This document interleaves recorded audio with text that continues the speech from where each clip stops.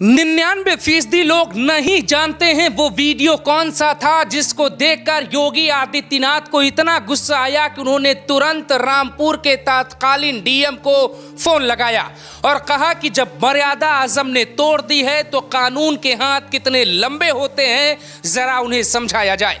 IAS अधिकारी की मां पर टिप्पणी करना, योगी के राज में उनके ही डीएम की मां को गाली देना, मां की कोख पर सवाल उठाना, खुद डीएम को नीच और दुष्ट कहना।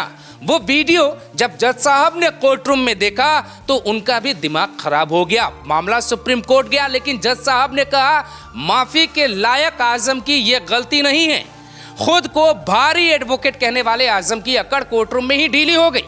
पहले उस वीडियो को सुनिए, फिर पूरी कहानी तसल्ली से बताते। तुम्हें नहीं दिख रहा है रामपुर में कलेक्टर कैसा आया है? अपने साथ 3 अधिकारी कैसे लेकर आया है? उसने अपने उर्दू गेट गिरा दिया जिसे सरकार ने बनाया था सिर्फ भारतीय जनता पार्टी के लोगों को खुश करने के लिए कि हमने उर्दू और उर्दू वालों को जलील कर दिया। इतनी नफरत थी उर्दू गेट से, रात के 4 बजे से गिराना शुरू किया क्योंकि कलेक्टर को ये उम्मीद थी कि उर्दू से मोहब्बत करने वाले सड़क पर निकलेंगे और ये गोली चलाकर रामपुर की सड़कों को गरीबों के खून से लाल करेगा। मैं गलत कह रहा हूं? बताओ। मैं जानना चाहता हूं आपसे कि कौन इतना बड़ा नीच कमीना होगा, किसकी मां ने ये कपूत पैदा किया है अपनी कोख से? 4 साल के मासूम बच्चों को आरपीएस स्कूल में कान पकड़कर लटका देगा। होगा कोई ऐसा परिंदा और कमीना अधिकारी? दरअसल ये कहानी है आईएएस अंजनी कुमार और आजम खान की दुश्मनी की। 16 फरवरी 2015 को अंजनी कुमार की पोस्टिंग उत्तर प्रदेश में होती है। उन्हें अखिलेश यादव के कहने पर ही केंद्र से यूपी के लिए डेपुटेशन पे बुलाया जाता है, क्योंकि वो रहने वाले यूपी के थे जरूर, लेकिन उनका कैडर सिक्किम था।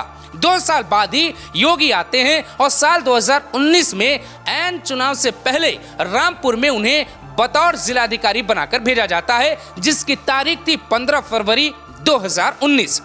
डीएम रहते हैं अंजनी कुमार ताबड़तोड़ एक्शन लेते हैं, कई समाजवादी पार्टी के नेताओं पे कार्रवाई करते हैं। इसी बात से बौखलाकर आजम खान ने अंजनी कुमार पे कई विवादित बयान दे दिए, जिसमें एक मां की कोख वाला बयान भी था जिसे आपने सुन लिया। डीएम को योगी ने मिलने के लिए बुला लिया। अंजनी कुमार सीएम आवास में मिलने गए, इसी बीच जयाप्रदा को भी योगी ने बुलाया और योगी जयाप्रदा की भी मुलाकात हुई। रामपुर के उस वक्त के बीजेपी नेता और वर्तमान में विधायक बन चुके आकाश सक्सेना को भी योगी ने मिलने का वक्त दिया।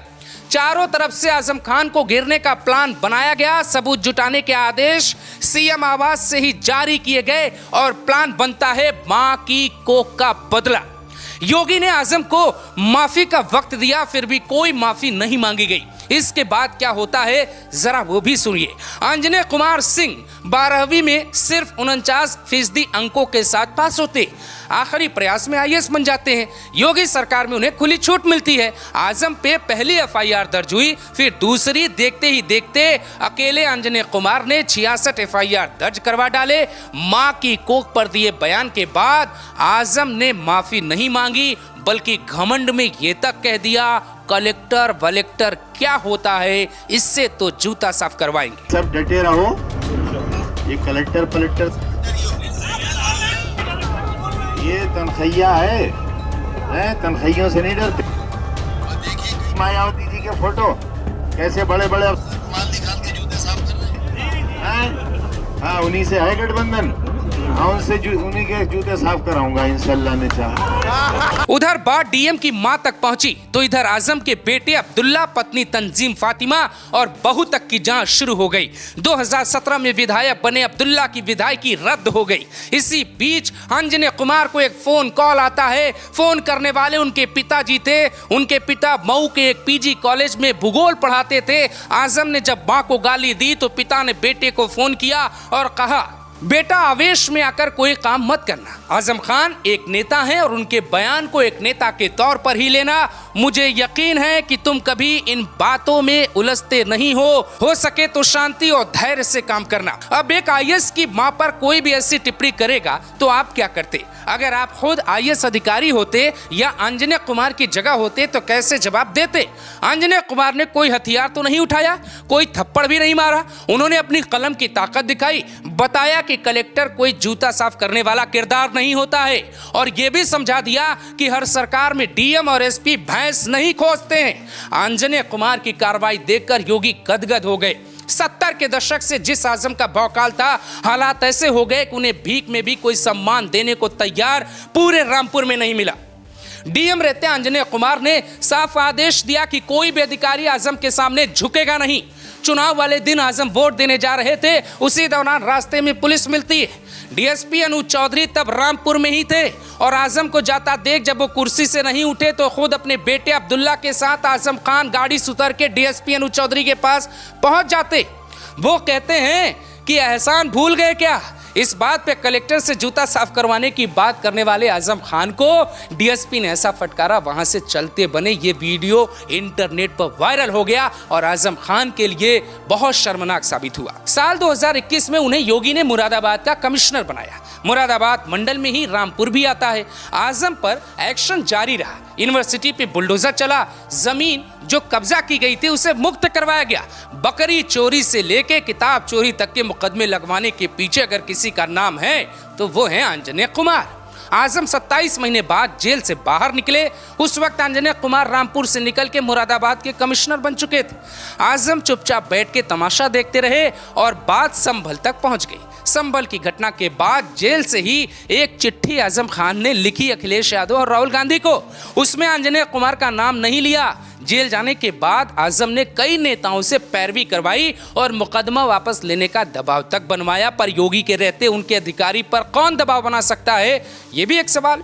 रामपुर का बच्चा बच्चा आजम और आंजनेय कुमार की दुश्मनी का गवाह बन गया। जो बात मां की कोख से शुरू हुई थी वो बात जेल तक पहुंचकर खत्म नहीं होती है, उससे आगे बढ़ती है। आजम खान को अपने ही गढ़ में बीजेपी मात देती है। आजम का नाम लेने से रामपुर के लोग बचने लगे। जो साम्राज्य सपा नेता ने 4 दशक में बनाया था उसे सिर्फ 4 महीने में ही योगी अपने आईएएस आंजनेय कुमार के साथ मिलकर खत्म कर देते। और बाकायदे इसका इनाम भी अधिकारी को मिलता है। जब आंजनेय कुमार रिटायर होने वाले थे तब उन्हें योगी आदित्यनाथ ने 1 साल का एक्सटेंशन दे दिया। संभल में तमाशा जारी है। योगी के सैनिक हर राह में बैठे हैं, कहीं आंजनेय कुमार तो कहीं राजेंद्र पेंसिया। अब आप खुद तय कीजिए, क्या योगी ने आजम को मिट्टी में मिलाकर कोई गलत काम कर दिया है? आप आंजनेय कुमार की जगह होते तो मां के अपमान का बदला कैसे लेते?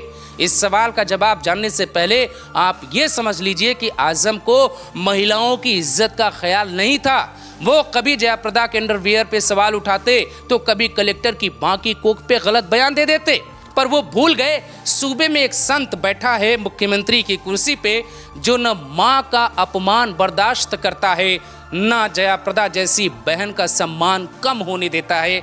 ये कहानी खुद आजम ने लिखी, लेकिन इसके पूरे किरदार में योगी आदित्यनाथ ने आजम की किताब ही बंद कर दी।